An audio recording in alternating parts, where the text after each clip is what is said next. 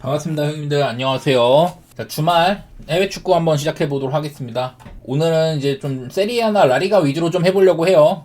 딱히 뭐 기록상으로 크게 뭐 볼만한 건 아니지만은 솔직히 좀 어려운 라운드인데 그래도 뭐 제가 알고 있는 것들 이것저것 한번 살펴보도록 하겠습니다. 주중에는 또 이제 뭐 챔피언스 리그나 뭐 유로파 이런 것들이 있으니까 그런 것들에 좀 껴있는 것도 조심해야 될 필요도 있고, 리그 라운드가 얼마 남지 않았는지만큼 이런 뭐 순위 싸움 같은 것들도 꽤나 요소가 있을 것 같습니다. 자, 먼저 칼리아리 대 크레모넷의 경기입니다. 둘 다 뭐 얘네들은 그냥 폼이랄 게 딱히 뭐 좋지 않은 팀이에요. 칼리아리 뭐 4연패 포함 뭐 8경기 2무 6패 중이고, 크레모넷은 얘네들이 후반기 때 15경기 동안 뭐 승리가 없었다고 했습니다. 그거를 이제 끝내긴 했는데 이것도 뭐 축구력으로 만든 골은 아니었다. 바로 이제 뭐 홈에서도 이제 볼로냐한테 이 경기는 내용으로도 개발린 경기여서 이번 뭐 어떤 뭐 잔파울로 감독의 선임 효과도 그냥 이 한 경기에 그친 것 같아요. 좀 더 뭐 지켜봐야겠지만 이후에는 뭐 딱히 드러나는 건 없었다. 그래갖고 뭐 그나마 이제 뭐 홈빨의 칼리아리 얘네들이 조금이나마 위급이겠지만은 큰 의미는 없고 그냥 뭐 고배당 정도 생각이 좀 든다. 그 정도 매치 지나지 않을 것 같습니다. 언더스에도 꽤 있을 것 같고요.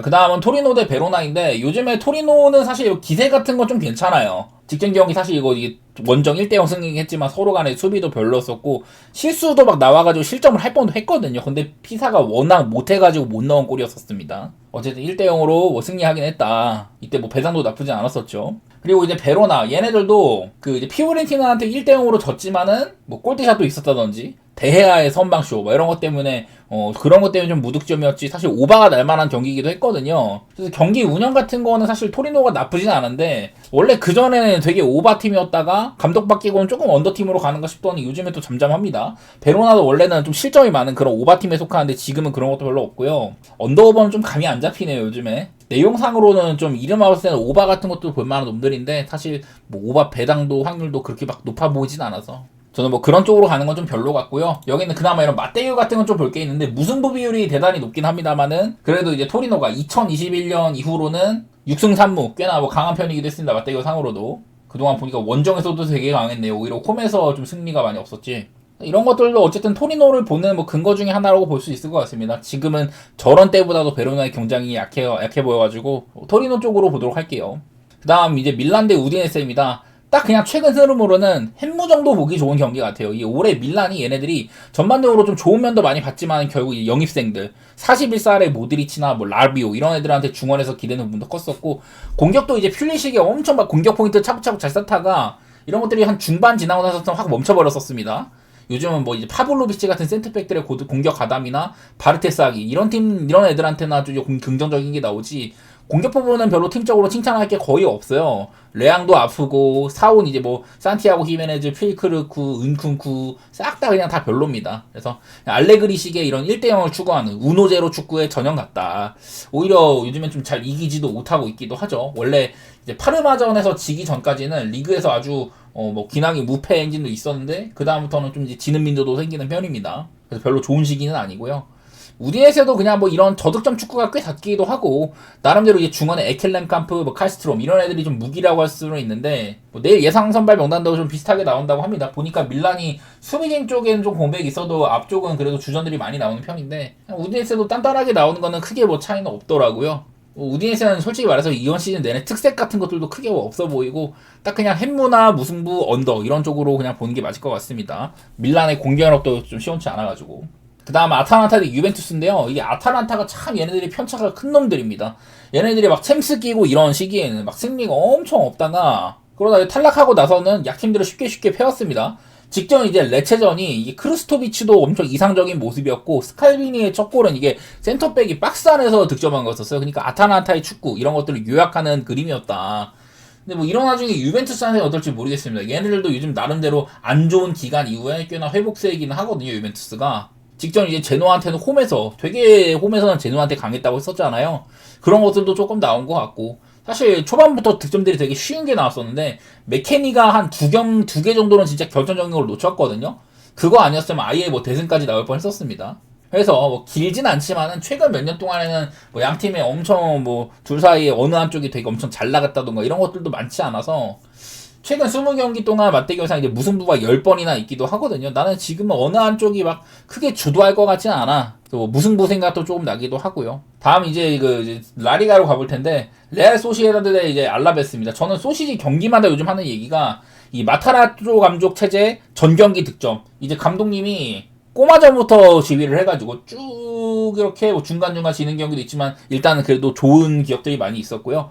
17경기 동안 33득점, 24실점, 경기당 3.35점이 나고 있다. 그리고 홈이잖아요. 오늘도 지난번도 홈이었는데 얘네들 홈에서는 지금 이제 9경기 동안 6승 3무 20득점 17점 성적도 더 챙겨온 편이기도 했습니다.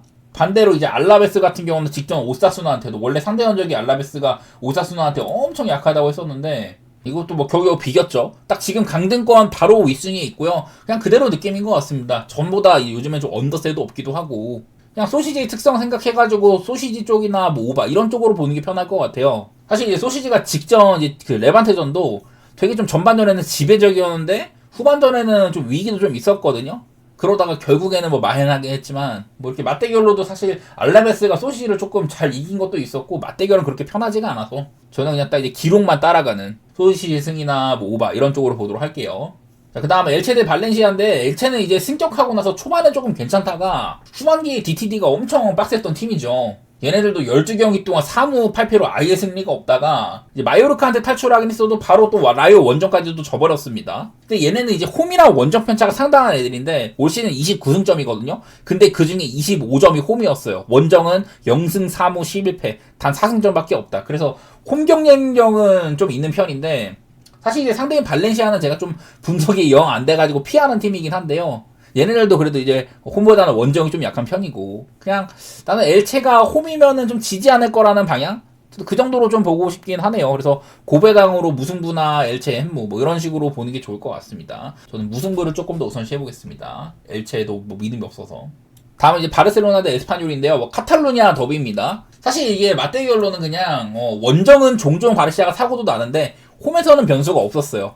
옛날에 이제 2009년 이때 이제 한창 루이스 가르시아, 라울 타무도 이런 애들이 있을 때 진 게 마지막이고 그 이후로는 15승 1무를 달리고 있습니다. 2022년에 홈에서 한번 비긴 적이 있었다. 그거 말고는 그냥 나머지는 다 이겼어요. 마헨민도도 높은 편이고 올 시즌 리그에서는 누캄프에서는 15전 전승 47득점 8실점 그냥 홈에서는 무적급이거든요. 이제 뭐 챔스에서 하필이면은 아틀레티코 마드리드한테 홈에서 졌다. 퇴장도 나와가지고 고생 많이 했다. 뭐 이런 게 있어서 2차전을 반드시 이겨야 되는 그래서 좀 로테이션 같은 게 있을 수는 있는데 저는 뭐 변수 있을 만한 게임은 아니라고 보고 있어요. 그냥 바르시아의 홈빨과 맞대결 전적 이런 것들만 봐도 체급차가 상당히 클 거라고 생각이 됩니다. 또 이제 에스파뇰 역시 후반기에 엄청난 DTD 13경기째 승리가 없죠. 5무 8패 뭐 이런 것들도 분명 근거가 될 거라서 저는 뭐 바르시아를 무난히 보도록 하겠습니다. 1마인까지 함께. 마지막으로는 세비야 대 아틀레티코 마드리드인데요. 뭐 아틀레티코 마드리드도 바르시아와 이제 2차전 홈 경기를 앞둔 거는 마찬가지지만은 뭐 그동안 이제 바르시아한테 두들겨 맞은 거에 비해서 그 어렵다는 누캄프 원정승은 기분이 상당히 좋죠. 퇴장 보너스도 있었고 마침 뭐 지금 이제 세비야도 딱히 뭐 좋은 시기는 아닌 걸로 보입니다. 9경기 동안 뭐 1승밖에 없네요. 3호 1승 3호 4패. 이게 아틀레티코 마드리드가 최근에 상대들이 워낙에 빡셌어요. 챔스도 많이 있고 바르시아랑 리그에서도 만나 챔스에서도 만나 레알도 만나 레알이랑 바르시아를 연달아 만나는 일정이었었거든요. 그래갖고 조금 이런 거지. 저는 올 시즌에 아틀레티코 마드리드의 공격 전개 능력은 지난 몇 년이랑 비교해도 가장 좋은 시즌 같거든요. 얘는 이제 홈보다는 원정이 훨씬 처지는 팀이고 바르시아전을 준비해야 되는 그런 뭐 로테이션 변수 이런 것들도 있으면은 아쉽게 하겠지만 이게 아틀레티코 마드리드의 원정승이 거의 뭐 동배당이다? 그러면은 좀 갈만하다고 생각은 했었어요. 전 심지어 고배당 같은 거로는 뭐 마헨 욕심도 나는데 어쨌든 제 눈에는 아틀레티코 마드리드의 공격력 지난 몇 년과 비교 상당히 괜찮은 시즌 같이 보입니다. 자, 그래서 이번 주 이제 토요일 분석 한번 해봤는데요. 어떤 뭐 근거가 될 만한 이런 것들이 많지는 않지만 좀 여지껏 기나긴 막 무승인지 있던 팀들 이런 애들을 많이 언급을 드렸는데 그 중에 진행 중인 에스파뇰 같은 애들도 있고 이것저것 뭐 써먹음직은 한 것 같습니다. 다른 주간보다는 좀 쉽게 느껴지진 않은데 어쨌든 뭐 도움되셨기를 바라고 전 내일 또 이제 일요일 분석으로 인사드리겠습니다. 감사합니다.